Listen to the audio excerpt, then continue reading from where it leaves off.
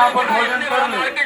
जो भी यहाँ पर मोटिया मजदूर आकर भोजन कर ले, सभी को बताया जा रहा है। यहाँ से बहुत सारे लोग इधर इलाके में जाने का यहाँ सहूलत है। अगर आदमी कहीं से भी आकर के खिदीपुर में स्टॉपेज लेता है, उतर करके फिर अपना अपना इलाका में बस या ऑटो पकड़ के जा सकता है, लेकिन यहाँ स्टॉपेज नहीं दिया जा रहा है। आखिर पश्चिम बंगाल की सरकार जो ममता बनर्जी आज जो चीफ मिनिस्टर मुख्यमंत्री बनी है, उन्हें यही नहीं भूलना चाहिए कि भवानीपुर असेंबली से जो एमएलए है, उस भवानीपुर असेंबली का 77 नंबर वार्ड खिदीपुर का इलाका उनके असेंबली का है।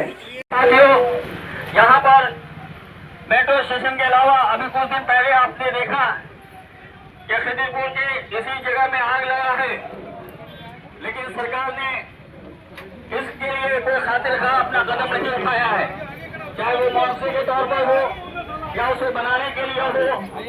हम ये देख रहे हैं कि पश्चिम बंगाल की सरकार, तृणमूल की सरकार मुसलसल खिदीपुर के आवाज को नजरअंदाज कर रही है। हम इस बात का कभी बर्दाश्त नहीं कर सकते।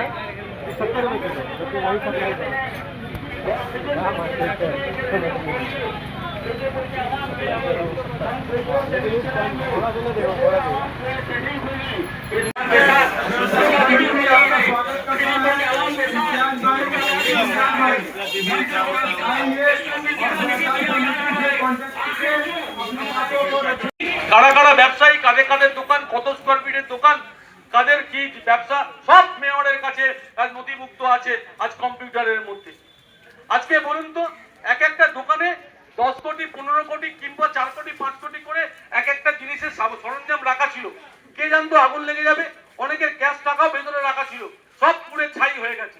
মমতা বন্দ্যোপাধ্যায় রাজ্যের মুখ্যমন্ত্রী, এখন উনি এসছেন, ওনার আসার চলে যাওয়ার পরেই আমরা এসেছি সেদিনকে, কিন্তু মমতা বন্দ্যোপাধ্যায় আসবেন বলে আমরা বাইরে দাঁড়িয়েছিলাম। মমতা বন্দ্যোপাধ্যায় ঘোষণা করলেন সব ব্যবসায়ীকে, বড় ব্যবসায়ীকে 1 লক্ষ টাকা আর ছোট ব্যবসায়ীকে 50,000 টাকা করে ক্ষতিপূরণ দেবে। প্রথমে ক্ষতিপূরণের জায়গায় আসি, ক্ষতিপূরণ কত দেবেন?